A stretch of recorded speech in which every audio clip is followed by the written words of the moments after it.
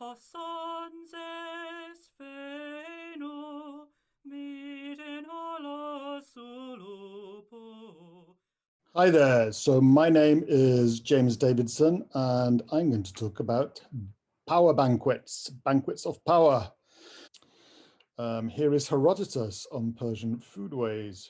Foodways is a term that cultural historians use to describe all the elements of the world of food within a particular culture, not just what they ate, but what time they ate, how they the table manners, how they arrange the whole banquet, what's the cultural aspect, if you like, of eating.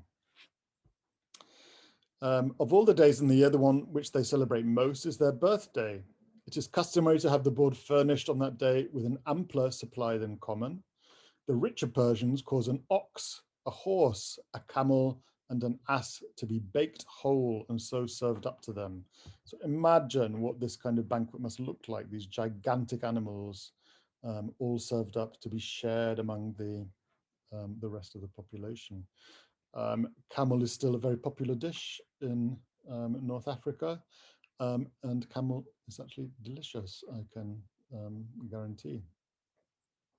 They eat a little solid food, but abundance of dessert, which is set on table a few dishes at a time. They are very fond of wine, very interesting, and drink it in large quantities. To vomit or obey natural calls in the presence of another is forbidden among them. Such are their customs in these matters. So from this gives us an interesting fact about the Greeks, in fact, that to vomit or obey natural calls in the presence of other people in the symposium is not forbidden among the Greeks. So here we have the Persians being slightly more discreet, should we say. Such are their customs in these matters. Now then, here we have an expert, someone who's considered very much, he's from Cumae, he's very much part of the Persian Empire, in fact, a Greek in the Persian Empire. And he writes in his Persian history, all who attend upon the Persian kings when they dine first bathe themselves and then serve in white clothes and spend nearly half the day on preparations for the dinner. Now then, of those who are invited to eat with the king, some dine outdoors in full sight of anyone who wishes to look on, others dine indoors in the king's company. Yet even these do not eat in his presence. There are two rooms opposite each other, in one of which the king has his meal, in the other his invited guests. The king can see them through the curtain at the door, but they cannot see him. He continues. Sometimes, on the occasion of a public holiday, maybe that's the king's birthday, everyone dines in a single room with the king in the great hall. And whenever the king commands a symposium, which he does often, he has about a dozen companions at the drinking. When they have finished dinner, that is the king by himself, the guests in the other room, these fellow drinkers are summoned by one of the eunuchs, and entering they drink with him, though even they do not have the same wine. Moreover, they sit on the floor, while he reclines on a couch supported by feet of gold. So this is Herodotus again, a very famous story, quite funny. Xerxes, so on his invasion of Greece, Xerxes has already conquered northern Greece, Macedonia, and the colonies, the Greek colonies, such as the great island of Thasos, a beautiful place for a holiday, I am told. Things were even worse for the Greeks, who had to entertain the Persian army and provide a dinner for the king's dinner again. They were utterly ruined and were obliged to leave house and home. For instance, when the Thasians, on behalf of their towns on the mainland, billeted and fed the army, Antipater, to whom the arrangements had been entrusted, proved that the meal cost 400 talents of silver, and similar accounts were returned by the officers in the other towns. A great deal of fuss had been made about the meal. Orders for its preparation had been issued a long time in advance. Accordingly, the moment that word came from the officers who carried out the king's commands, people in every town distributed their stores of grain and employed themselves for months on end in making barley and wheat flour, buying up and fattening the best cattle, and feeding poultry in coops and waterfowl in ponds to be ready for the army when it came. In addition to this, they ordered the manufacture of drinking cups and the mixing bowls of gold and silver, of everything else that is needed to adorn the table. All this, of course, was for the king himself and those who dined with him. For the troops themselves, the preparations were confined to food. On the arrival of the army, there was always a tent ready for Xerxes to rest in. The guests ate their fill, and after spending the night in the place, pulled up the tent the next morning, seized the cups and table gear, made out of gold and silver, of course, and marched off without leaving a single thing behind. A man of Abdera, who is one of the victims on the coast opposite Thassos, spoke to the point when he advised all the people of the town to take their wives to the temples and pray heaven to continue spare them one half of their troubles with proper gratitude for the blessing received, that King Xerxes was not in the habit of taking 2 meals a day. So naturally, when Xerxes fell flat on his face and the Greeks won amazing victories over this magnificent, lavish, well-fed army, somehow inevitably they used the Persian banquet to prove a point. So this is after the Battle of Plataea, 479. The Spartan regent Pausanias made a proclamation, first of all, that no man should touch the spoils. So they've captured the Persian encampment and ordered the slaves, the helots, to gather all the stuff together. They, spreading all over the camp, found their tents adorned with gold and silver, and couches gilded and silver plated, and golden bowls and cups and other drinking vessels, many of them perhaps provided by the poor people of Thassos. This other story is also told, continues Herodotus. When Xerxes fled, he left to his own establishment. Pausanias, seeing Mardonius' establishment with its display of gold and silver, ordered the bakers and the cooks to prepare a dinner such as they were accustomed to prepare for Mardonius. They did his bidding, but Pausanias, when he saw golden and silver couches richly covered, and tables of gold and silver, and all the magnificent service of the banquet, was amazed at the splendor before him, and for a joke commanded his own servants to prepare a Spartan dinner. When the meal, so different from the other, was ready, Pausanias burst out laughing.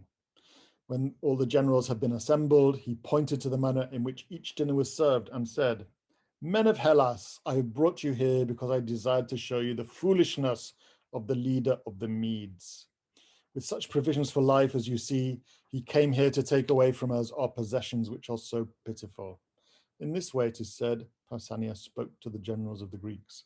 Now then, we come to fast forwarding down to the 330s, 320s, and Alexander the Great. So he inherits a joint understanding of the banquet. He's got the Greek idea of the symposium on one side, from his tutors, from his Greek culturalization, but he's also got this kingly royal aspect of Macedonia, which I'm afraid we can't really talk about, which is quite complicated, but which definitely has already has Persian influences. And he's combining that with the Persian idea, because as Pierre Briand notes, Alexander is, if you like, the last Persian emperor. So he's combining these two traditions, and it causes all kinds of trouble. I was trying to find a nice image for you of Alexander's banquet, and here is a lovely image. In fact, it's from a early modern Persian manuscript, Alexander's Banquet, currently in the Metropolitan Museum of Art in New York. So here is Plutarch on Alexander. As for delicacies, Alexander was so restrained. Plutarch loves Alexander, and he sees him as a kind of Greek hero, and he's very, he's not happy at all about people who criticize Alexander for drinking too much or for overindulgence. So everything Plutarch says about Alexander has to be taken as, well, he's a spin doctor. He's a pro-Alexander spin doctor. Anyway, as for delicacies, Alexander was so restrained in his appetite that often when the rarest fruits or fish were brought him from the sea coast, he would distribute them so generously among his companions that there would be nothing left for himself. His evening meal, however, was always a splendid affair, and so did his expenditure on hospitality, until it reached the sum of 10,000 drachmas. At this point, he fixed a limit, and those who entertained Alexander were told that he must not exceed this sum.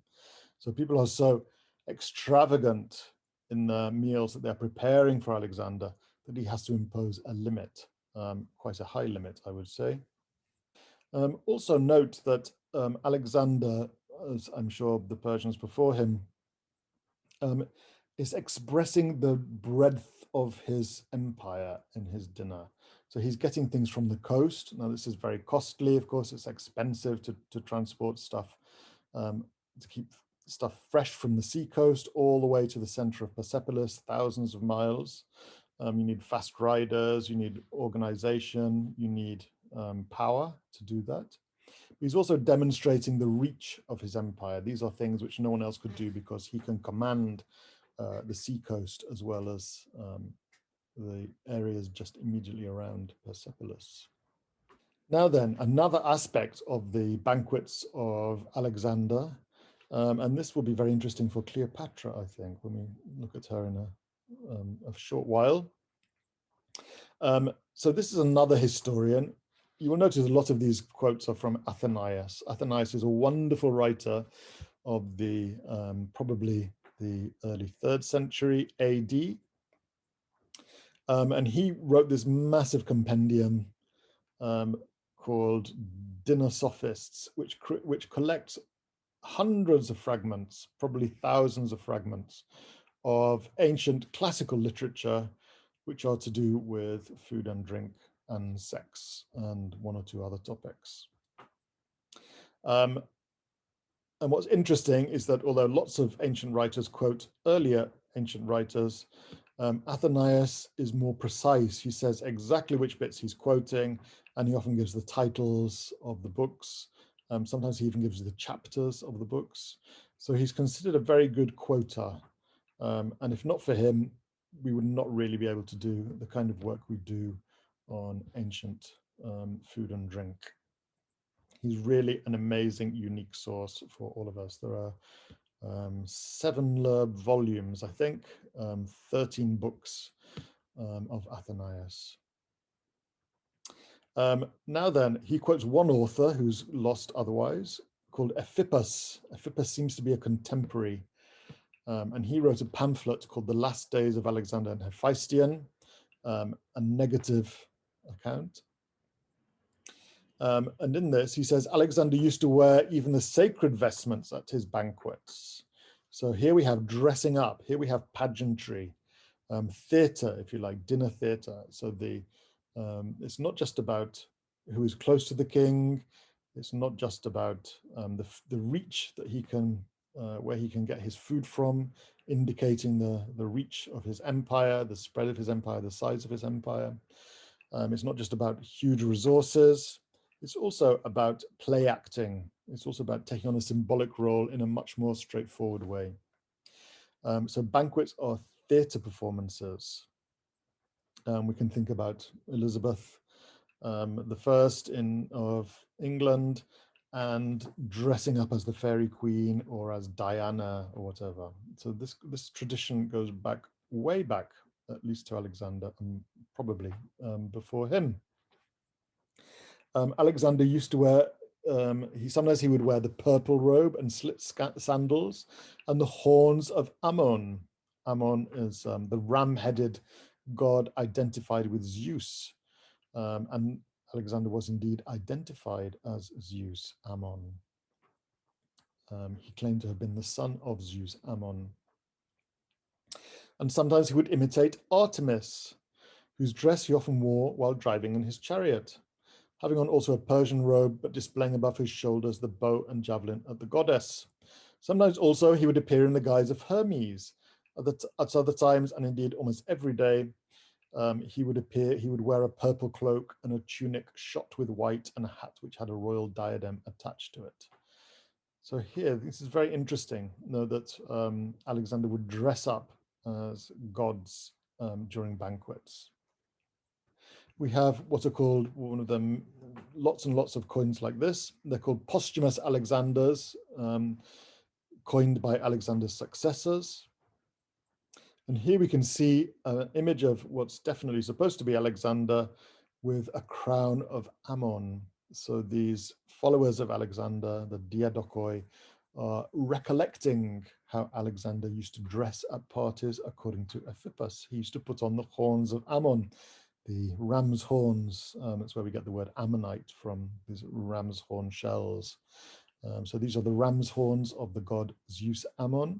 And Ephippus says this is how he used to dress at parties. And here we have his successors recalling him in that fancy feast dress, if you like. Now then, Antony and Cleopatra. I just love these paintings, so I thought I'd share them with you.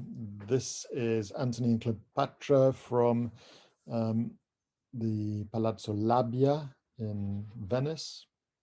This fresco was in fact painted for a marriage between Venetian aristocrats in the 18th century, and it shows Antony and Cleopatra dining together, and you can see that this particular image shows her with the pearl about to be dissolved in vinegar, showing her extreme extravagance.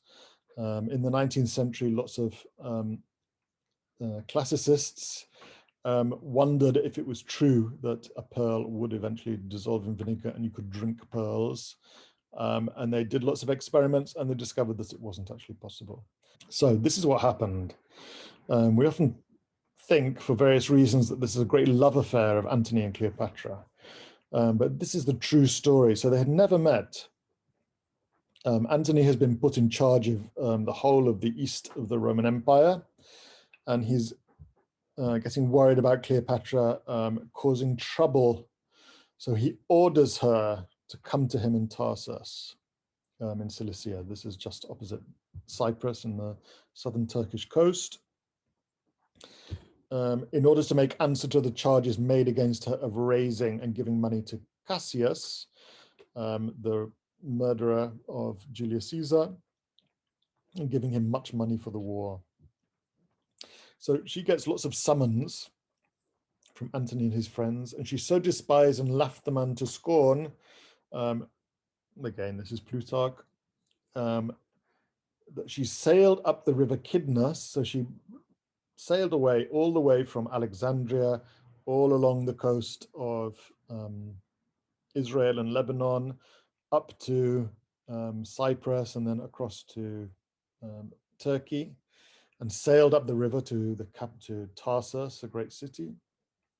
And she had a special barge. This is really a kind of royal yacht Cleopatra, in a barge with a gilded poop. So she's obviously made preparations. Its sails spread purple, very expensive. Its rowers urging it on with silver oars. She herself reclined beneath a canopy spangled with gold, adorned like Aphrodite in a painting. Very interesting. While boys like cupids in painting stood on either side and fanned her. Likewise, also the fairest of her serving maidens, attired like Nereids and Graces. I mean, this is taking Alexander's pageantry to a much higher level. Wondrous odors from countless incense offerings diffuse themselves along the riverbanks. This is how you obey a summons to a meeting. The throng in the marketplace gradually streamed away until at last Antony himself, seated on his tribunal, was left alone, and a rumor spread on every hand that Aphrodite was come to revel with Dionysus for the good of Asia. So Antony, when he was doing his play acting, liked to compare himself to Dionysus. So this is high politics in fancy dress, basically. Okay, Athenaeus, thank goodness for Athenaeus, quotes a lost history, Socrates of Rhodes, just gives us more details about Cleopatra in Tarsus. Cleopatra, having met Antony in Cilicia and prepared him a royal entertainment in which every dish was golden and inlaid with precious stones, and the walls, he continued, were hung with cloths embroidered in gold and purple. She had 12 triclinia, banqueting rooms laid, and invited Antony to a banquet and invited him to bring whatever companions he pleased. Astonished at the magnificence of the sight, he expressed his surprise. And she, smiling, said that she made him a present of everything which he saw, and invited him to sup with her again the next day, and to bring his friends and captains. Then she prepared a banquet by far more splendid than the former one, so to make the first one appear contemptible. And she presented to him everything that there was on the table. And she told each of his captains to take for his own the couch on which he lay, and the goblets which were set before each couch. And when they were departing, she gave to all of those of the highest rank litters with the slaves for litter bearers, and to the rest she gave horses adorned with silver plaited trappings, and to everyone she gave Ethiopian boys to bear torches in front of them. On the fourth day she paid more than a talent for roses, and the floor of the chamber for the men was strewed a cubit deep, nets being spread over the blooms. This is how you use tableware as a gift. Remember again the people of Thasos, Xerxes snatching everything, not leaving anything behind out of all the gold and silver. So behind this banqueting, you can see a kind of bribery in place even, all disguised in this particular way of feasting. Very interesting. And of course, for Cleopatra, it's worth the expense. She makes an alliance with Antony. Instead of being on the naughty step, she is suddenly an ally, an equal, because of her spectacular ability at the politics of banquets.